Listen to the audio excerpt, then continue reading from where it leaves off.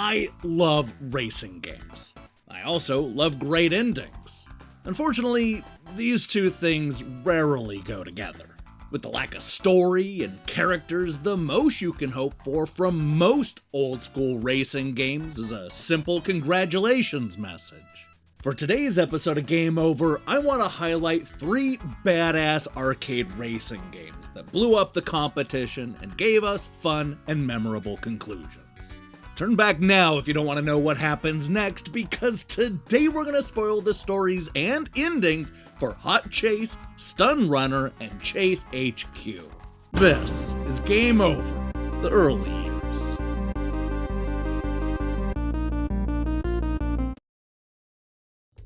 The first racer we're going to talk about today is Chase H.Q., Taito's seminal 1988 cop game that would go on to inspire games like Burnout and Dangerous Driving.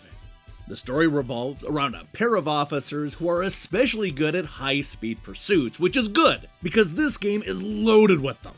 Between the 5 stages, the crime-fighting duo is tasked with taking down the Idaho Slasher, the Chicago Pushers, a Los Angeles kidnapper, a New York armed robber named Carlos, and even an Eastern Bloc spy from Washington, all of which seem to be fleeing towards the suburbs.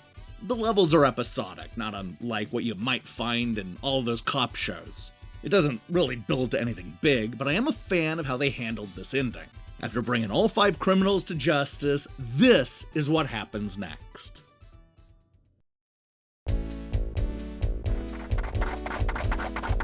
This is Chase Special Investigation Chief, Amos. I want to congratulate you on a great job. I hereby record your heroism and remember it for a long time to come. For completing 5 missions without a flaw, bless you, Perfect Chaser.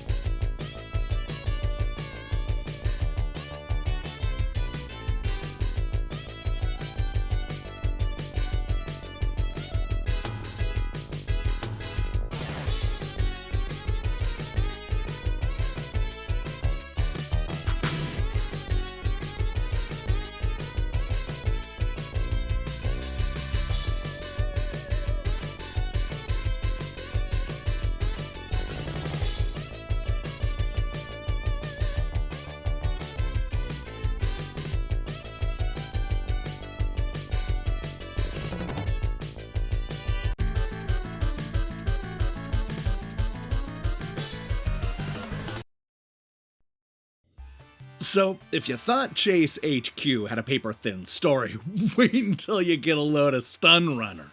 Released towards the end of 1989, this Atari Speedster feels like a futuristic take on road blasters. You pilot a weaponized hovercraft that can exceed 900 miles per hour and cling to every wall and ceiling in the Spread Tunnel underground network.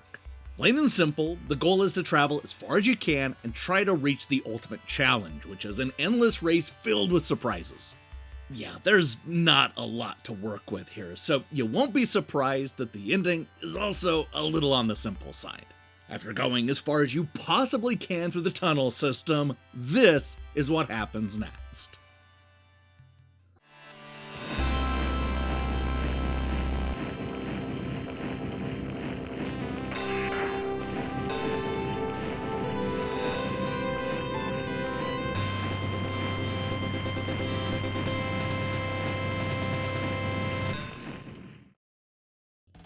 When it comes to arcade racing game endings in the 1980s, you don't get any more badass than Hot Chase.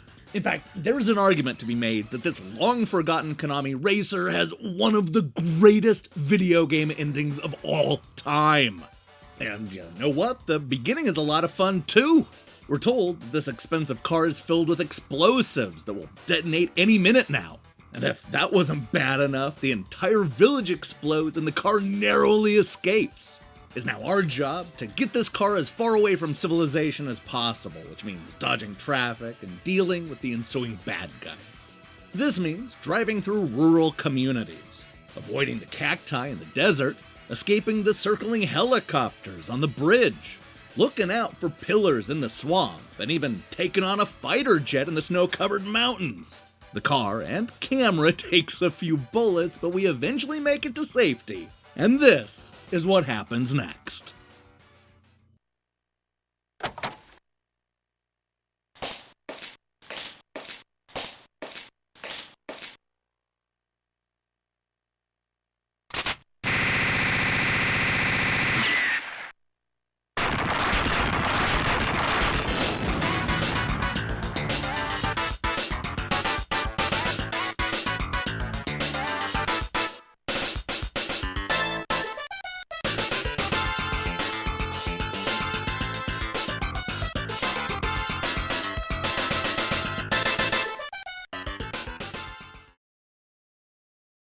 Okay, admit it, that's pretty awesome. It's probably the most badass way you can end a 1980s racing game. And just that little touch means so much.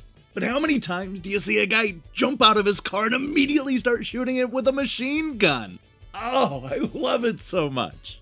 Now, Hot Chase certainly has the most memorable ending, but I like all three of these 1980s racers. The conclusion in S.T.U.N. Runner is surprisingly sweet, and the voice acting in Chase H.Q, it legitimately took me by surprise. Best of all, the three endings are actually satisfying. That's not something you can say about most 80s arcade racers, which makes me like these games even more. Yeah, the world needs more games like Hot Chase.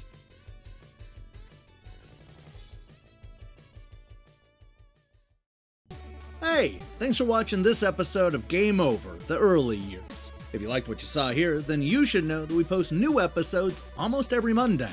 Except for this week, when it was Tuesday because a review embargo lifted on Monday. Now, here's the question I have for you. What badass racing game has the best ending?